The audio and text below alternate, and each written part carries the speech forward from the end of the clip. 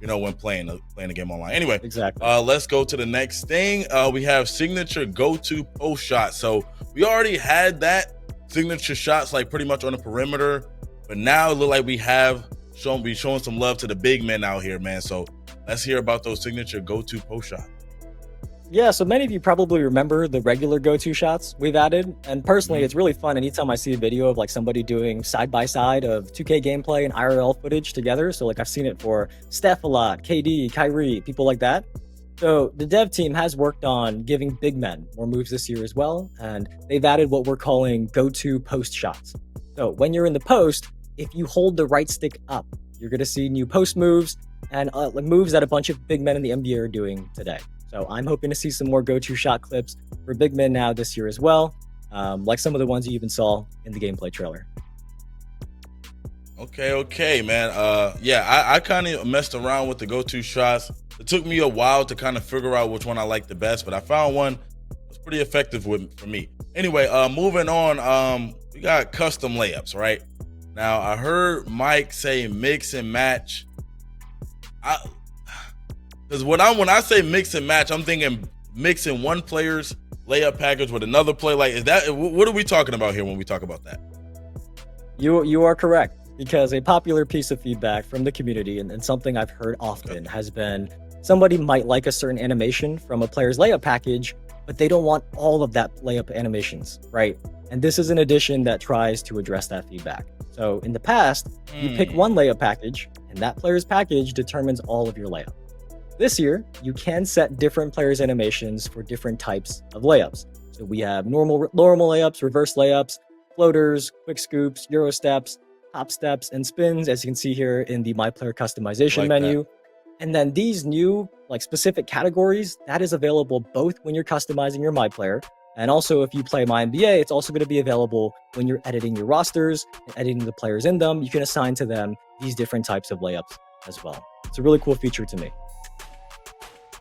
Yeah. I like that. I could already imagine. I know some of the people that play competitively, probably didn't want to use a lot of other people's layup package because a lot of those layups might get blocked in competitive gameplay. So now I could see them mixing maybe some Kyrie with some Steph Curry. You know what I'm saying? Getting real innovative inside of that. So that's kind of fire, man. I like that as well. Being able to mix layup packages. I don't think we've been able to do that for a while, man. So I'm definitely locked into that. Next, though, we got defense. And Mike said that collisions and interior defense are better this year. That's great to hear, man. That's definitely great to hear. What exactly does that mean, though, Evan? Well, in the past, the way players' bodies collided with each other was scripted, right? That was through mocap. And I think many of you knew that, or at least assumed that based on how those animations looked. Well, this year in 2K26, there is new tech that actually generates those collisions. So you're going to notice as a dribbler or even like an on-ball defender, you are going to notice more freedom of movement rather than kind of being stuck in a scripted mocapped animation. So that's one benefit there. And the other one for interior defense, that has been redesigned so that bigs can get body bumps more reliably when they're contesting layups and dunks. So you're really going to feel more physicality in the paint if you are guarding around the rim. So there was defensive improvements as well. We never want to make it one-sided. We do want to remember our defensive players out there as well. Yeah, for sure, man. I think anytime we could get some defensive improvement, show some love to the defensive side of the ball, it's always a great time. Next, too, not only defense, we also got new rebounding timing feedback. Now, this is interesting. I'm not sure if this is something we've ever seen in 2K before. So let's see what we got here. Yeah, so this is actually a small but really helpful addition when I saw it for the first time. Maybe I was just out of the loop because I didn't really play on big builds until the last year, but I never knew when to press triangle to jump for a rebound. I kind of just pressed triangle randomly. So if you're like me and you didn't know, the ideal time to jump for a rebound is right before the ball makes its final bounce off the rim. So if a ball bounces twice before coming down, it is that final bounce that matters. And this year, when you do have an excellent timed rebound, you are going to see a green flash below your player's feet, just like you see in this clip of the Thunder.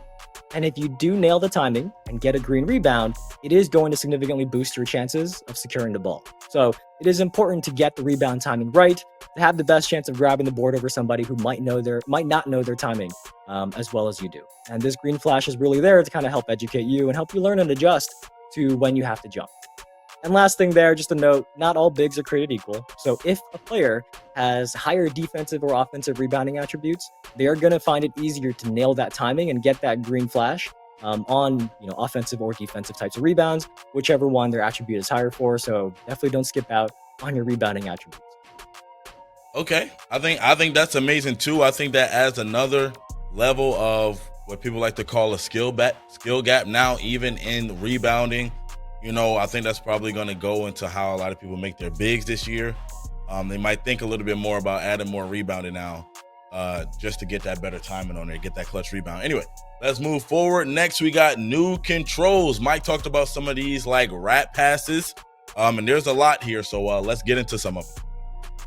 Yeah, so one thing, before we go through like each of the new controls, there is an important note here that I think many of you will be very happy to hear, that the overall game speed in 2K26 has been sped up compared to 2K25.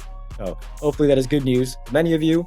But as you hear about these new controls, keep that in mind, because if the game speed is faster, that means players who have faster decision making, who can anticipate what's going to happen next, are going to be rewarded more. So Mike and Tyrese in that video, they covered some of these new controls already, so we'll just do a quick recap of them. But Stacks, what do you got first? First, we have Quick Protect. By the way, I do want to say, man, the game speed being faster is a huge W as well. I know that's been something that I've been talking about a while too, is having the game speed a little bit faster. So I really love that. But first up, we got Quick Protect. Yeah, you heard Mike talk about this one. This is a new control so that when you're dribbling, if you tap the left trigger, you can now kind of shield the ball or evade somebody reaching in on you to get a steal. So if you do react quickly enough to a defender that's reaching in, you can counter it. And then the goal here is to give ball handlers a balance to the steal system and ultimately lead to more skill-based outcomes. But there's actually one more use to it though, because it has a dual purpose. So as you are driving to the basket, if you feel a defender kind of on your back, you can actually do a quick protect, tap the left trigger, and then you'll trap them on your hip to get open. And I think you saw in the video that this is something Luka does nearly every game I watch him in. So that's the example we used. But Luka is somebody who uses the quick protects a lot. But yeah, there are double uses to these new quick protect controls. Yeah, I like that. I like the sound of that, man. And I like that a lot of these gameplay changes and these new things that's going into it are like to enhance the skill gap. You know what I'm saying? So I really do like that. Quick Protect, I feel like that can be very, very, very useful. That just for the things that you said right there too. So I like that. Next up, we're going to talk about the no dip catch and shoots.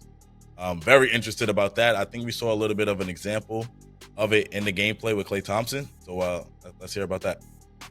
Yeah, this one is, I think, I shouldn't say it, now, but I think this is my favorite feature today, just because it's the one that I'm going to probably have the chance to use the most. Because when I'm out there playing, as some of you know, I am always sitting in the corner, right? I don't dribble. I just kind of sit there and knock down threes for my team.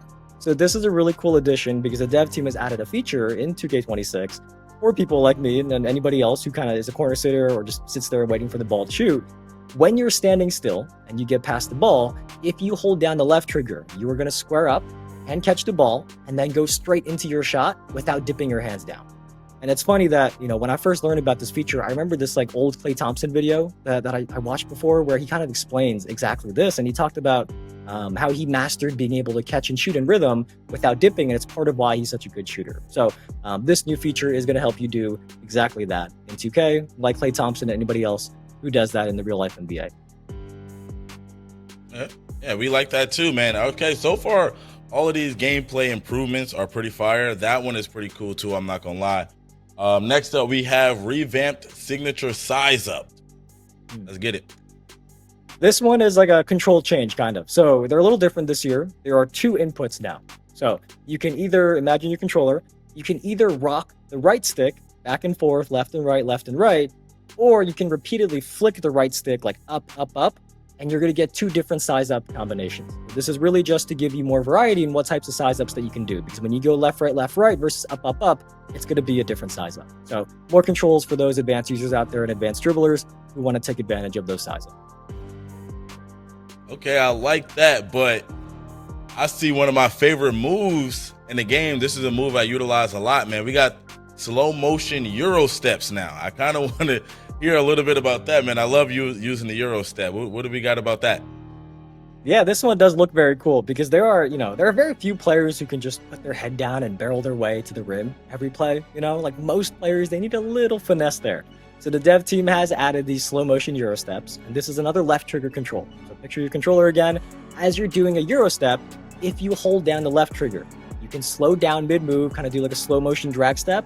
And if your defender kind of isn't expecting it and jumps based on what your normal layup speed or Euro step speed would be, they're going to fly right by you. So it is a new way for people to mix things up with their layups. And I gotta say, like overall, layups in general feel really good this year. From what I've seen, from what I've heard from people who played the game, that layups in general feel really good. So if you're somebody who likes driving in for layups, hopefully you're gonna have a great year in 2K26. I ain't gonna lie, I like that. That's probably my favorite feature so far. Like I said, I like to utilize the Euro step and being able to like kind of throw the defender off, like you said, make him jump when he think you're going up, and then go up with the layup. I really like that, Evan. Not gonna lie, that's probably my favorite feature right there. But next up, we also have wrap passes. Yeah, I saw the chat like this when we were talking about it earlier, showing it in the video. So this one is like a new control. So in the past, like double tapping circle, if you're on PlayStation, double tapping circle, that was a flashy pass, right? I used to spam that by accident sometimes. But now double tapping circle is going to do a wrap pass. Because I've seen people submit 2K25 videos in our feedback channels that are like, why did my pass go straight into the back of a defender? And they wish they had more control over what type of pass they did. So now the good passes out there, you can control when to do a wrap pass and avoid your pass going into somebody's back. And this one is pretty simple. So double tapping circle on PlayStation or double tapping B on an Xbox controller, that's going to do a wrap pass now in 2K26. Perfect. Love that. Having a little bit more control over your passes. And speaking of passes, next up we got alley-oops. Yeah, this one was not in the video. This one is a small change to alley-oops to make sure they require a little more thinking. So on lower difficulties, alley-oops are still going to be similar to previous year. You can get away with just pressing square, and you don't really have to think too much, right? But on higher difficulties, the button the dunker has to press is going to be randomized. So on PlayStation, for example, it is not always going to be square.